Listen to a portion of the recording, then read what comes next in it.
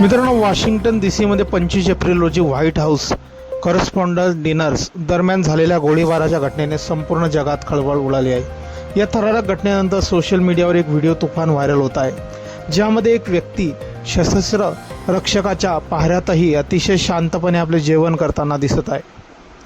Washington Hilton हॉटेलमध्ये राष्ट्राध्यक्ष Donald Trump, Melania Trump आणि JD व्हान्स यांच्यासह अनेक दिग्गज नेते या डिनरसाठी उपस्थित होते। रात्री साधारणतः 8:36च्या सुमारास कोल टॉमस ॲलन नावाच्या एका सशस्त्र व्यक्तीने सुरक्षा तोडून आत घुसण्याचा प्रयत्न केला। दरम्यान सुरक्षा रक्षक आणि हल्लेखोर यांच्यात गोळीबार झाला।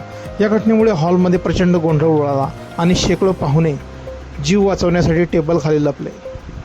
हॉलमध्ये एकीकडे गोळीबार आणि आरडाओरड सुरू असताना एका व्यक्तीचा व्हिडिओ समोर आला आहे, ज्याने सर्वांचं लक्ष वेधून घेतलं आहे। हा व्यक्ती सुरक्षा रक्षकांनी घेरलेला असतानाही अजिबात न डगमगता आपले जेवण करत राहिला।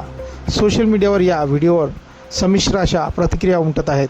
काही लोक त्यांच्या या शांत स्वभावाचे कौतुक करत आहेत, तर काही जण याला विचित्र वागणूक म्हणत आहेत। हल्लेखोर कोल टॉमस ॲलन याला ताब्यात घेण्यात आले असून त्यांच्याकडून बंदूक आणि चाकू जप्त करण्यात आले आहेत। या हल्ल्यात एका गुप्तचर सेवा अधिकाऱ्याला गोळी लागली आहे, मात्र बुलेट प्रूफ जॅकेटमुळे त्याचे प्राण वाचले आहे। राष्ट्राध्यक्ष ट्रम्प आणि इतर सर्व नेते सुरक्षित असून ट्रम्प यांनी आपल्या घटनेला लोन वुल्फ हल्ला म्हटले आहे।